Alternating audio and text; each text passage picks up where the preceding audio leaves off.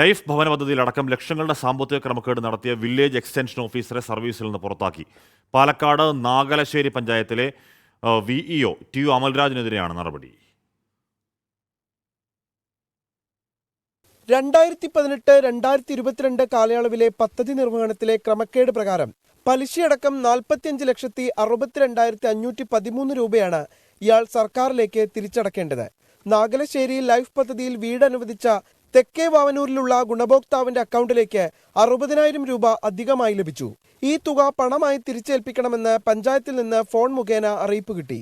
ഗുണഭോക്താവ് block panchayat വകുപ്പ് മേധാവിക്ക് പരാതി അയച്ചതോടെയാണ് തദ്ദേശ വകുപ്പിന്റെ വിവിധ ഏജൻസികൾ അന്വേഷണം തുടങ്ങിയത്.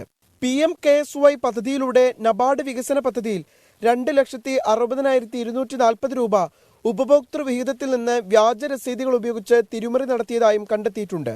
ഉദ്യോഗസ്ഥന് അഴിമതി നടത്താൻ ഒത്താശ ചെയ്ത പഞ്ചായത്ത് ഭരണസമിതിയുടെ പങ്കും അന്വേഷിക്കണമെന്ന് കോൺഗ്രസ് ആവശ്യപ്പെട്ടു. ഈ ഒരു ഒറ്റ ഉദ്യോഗസ്ഥൻ മാത്രം നടത്തിയ ഒരു അഴിമതിയായിട്ടല്ല കോൺഗ്രസ് കമ്മിറ്റി ഇതിനെ കാണുന്നത്. ഇത്തരത്തിലുള്ള ഒരു ഉദ്യോഗസ്ഥന് അഴിമതി നടത്താനുള്ള എല്ലാവിധ ലൈസൻസും നടത്തി കൊടുത്ത് എല്ലാ തരത്തിലുള്ള അഴിമതിക്കുള്ള ചുക്കാൻ പിടിക്കുന്ന സമീപനം സ്വീകരിച്ചതിൽ നാഗലശ്ശേരി പഞ്ചായത്തിലെ ഭരണകക്ഷിക്കും ഭരണാധികാരികൾക്കും വളരെ വലിയ പങ്കുണ്ട്.